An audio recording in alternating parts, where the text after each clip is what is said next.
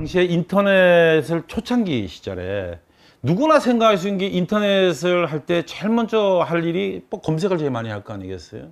검색 엔진을 하고자 하는 니즈가 다 있었어요. 두 번째는 뭐 그때 회사에서는 이메일을 썼는데 이메일 같은 거 만들어서 퍼블릭하게 해주면 되게 좋을 것이다.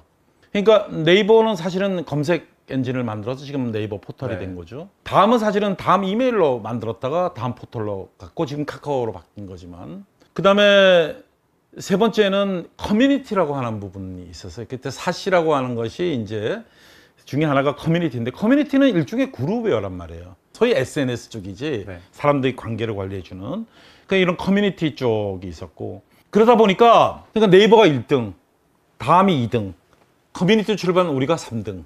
사실 야후는 4등이었단 말이에요. 근데 우리나라 시장이 작아서, 미국도 마찬가지지만 포탈이 4개의 기업이 성립이 안 돼요. 그러니까 1등이 시장의 50%를 먹고, 그 다음에 2등이 나머지 50%의 절반이 25%를 먹고, 그걸로 끝나는 게임인 거야. 결국은 프리첼이라는 것도 결국은 커뮤니티를 중심으로 포털로 갈 수밖에 없는 구조가 되는 거지. 근데 이 포털을 하려고 그러면 이게 엔사이클로피디인 거야. 백과사전인 거야. 안 하면 안 되는 거야. 메일도 집어넣어야 되지, 커뮤니티로 출발했지만 컨텐츠도 집어넣어야지, 뉴스도 줘야지, 뭐 게임도 집어넣어야지, 5만 가지 컨텐츠를 붙여서 포털로 만들어야 되는데 어마어마한 돈이 들기 시작하는 거죠. 이게 다 만드는 거야. 그러니까 돈 싸움이 벌어지기 시작하는 거야. 그러니까 4개 회사인데 야후는 미국에 돈 받으니까 그렇고 네이버 그렇고 다음 그런데 나는 코스닥에 진입을 할 수밖에 없는 구조인데, 딱 99년도 지나서 2000년부터 벤처에 버블이 많이 생겼다 이렇게 얘기하면서 코스닥에 진입을 강화하기 시작하는 거야. IPO가 어렵게. 네. 그러니까 기업의 아이디어로 만든 애들은 먹을 게 없잖아. 그 피가 흘러야 되는데 피가 돈이거든. 왜냐면은 수익이 날 때까지 한 5년 걸리면 5년 동안은 애가 태어나서 인큐베이터에 들어가는 거랑 똑같단 말이야. 바깥에서 계속적인 인큐베이터로 음식을 넣어주지 않으면 애가 죽죠. 그게 뭐냐면 돈이고 수혈인데, 그게 금융 시스템이란 말이야. 제도권 통한 나스닥을 통하든 뭐 코스닥을 통하든, 아니면 미국같이 벤처 창투사가 미국에는 시리즈 A, 시리즈 B, 시리즈 펀딩으로 나눠서 단계별로 투자한 데 많고, 미국은 창투사가 5,000개나 있어요. 우리나라 고작 120개. 그것도 돈이 없어. 다 영세해. 뭐 100억, 200억짜리 창투사가 너무 많은 거야. 100억 가지고 10개에서 나눠주면 10억밖에 안 돼. 10억 가지고 몇 천억씩 들어가면 벤틱을 어떻게 해. 코스닥이 당시에는 유일한 탈출구인데, 이미 우리가 규모가 많이 커져서 우리 당시에 프리첼이 성장을 가지고 한 달에 막 100만 명씩 가입을 시작한 거야. 근데 그때만 해도 100만 명당 약 40억 정도 장비를 사야 되는 거야. 그러면 1000만 명이 가면은 400억을 돈을 집어넣어야 돼. 그럼 내가 1년 동안에, 근데 한 달에 100만 명씩 증가하니까 1년 만에 1200만이 됐단 말이야. 그럼 1200만 명의 서비스를 하면 내가 400억을 갖다 대야 되는 거야. 인건비 빼고. 그럼 내가 400억을 펀딩을 하려는데 400억을 주는 데가 없어. 그럼 코스닥에 가서 400억을 동원해서 넣을 수밖에 없어. 근데 이 정도 되면 미국 같으면은 시리즈 A, 시리즈 B 펀딩으로 단계적으로 돈이 들어오고, 지금 1000만 명 이상. 그렇지. 시장을 장악하기 위해서 오히려 돈 버는 수익 구조를 만들지 말고 시장의 장악력을 높이는 쪽으로 전략적 의사결정하는데, 우리는 아니야.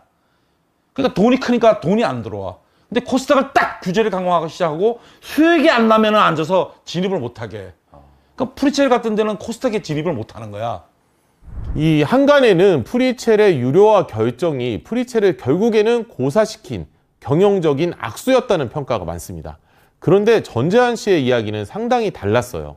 겉으로는 엄청나게 뭐 성장하고 프리첼 정말 좋다 막 이런 얘기 나오고 가입자 늘고 폭증하고 하는데, 회사는 막 속으로 오히려 골마 터지는 거지. 그러니까 대표님 같은 경우에는 진짜 더 갈수록 애들이 너무 많이 몰려오는 것도 막 무섭고 그랬던 뭐 그런 상황이었네. 그러니까 엄청난 구조를 만든 프리첼이 안에는 돈이 없는 거야. 그러니까 수익을 빨리 내야 되는데, 다른 데 돈 있는 데는 쟤 돈 못 버니까 쟤 죽을 수밖에 없어. 그럼 나는 어떻게 해야 돼? 뭐 광고나 이런 걸 조금 배너 걸어서 하지만, 그때만 해도 광고 시장이 작아서 우리 규모를 감당할 거에 수익이 안 나는 거야. 그래서 나중에 도저히 안 되니까 내가 유료화를 할 수밖에 없는 구조로 간 거고, 그럼 나는 이렇게 포털 경쟁을 안 하겠다. 이거 어차피 이 싸움은 내가 진 거야. 네이버와 돈줄이 있는 두 사람을 내가 못 이긴다. 그러면 나는 커뮤니티라고 하는 이 SNS를 광고로 다 없애버리자, 이 돈 안 되는 거. 그런데 사용자들 중에 그냥 500원, 1000원 내는 구조로 이 정도 낼 용의가 있지 않느냐. 대신 질 좋은 소프트를 만들자. 그리고 규모를 줄여서, 그게 소위 말하는 SNS를 만들겠다는 거야. 그러니까 커뮤니티가 그룹웨어니까 이 동문회 동창회도 하지만 소규모로 관리해주는 것도 만들고 네. 또 나를 홍보하는 구조도 만들고 컴팩트한 구조를 만들고 유료화를 할 수밖에 없는 구조로 갈 수밖에 없지 않느냐. 그러니까 내가 하고자 한 게 아니란 말이에요. 그러니까 마지막으로 그냥 밀려서 내가 할 수밖에 없는 구조를 만든 거야. 그러니까 외길 수준인 거야. 그러니까 지금 와서 사람들이 얘기할 때 그런 유료화를 왜 했냐고 얘기를 하지만 선택지가 없는 거예요. 아, 기업이 죽는데 어떡하냐고. 결국 전재환 씨는 이제 버티고 버티다가 프리채 매각을 결심하고 대기업들을 찾아다니기 시작했답니다. 그 와중에 긴급 체포와 구속이라는 인생 최대의 시련을 받습니다. 그 상황에서 2년간의 옥살이를 했지만 많은 오해도 있었고 또 믿었던 동료에게 사기를 당하기도 했다는데요.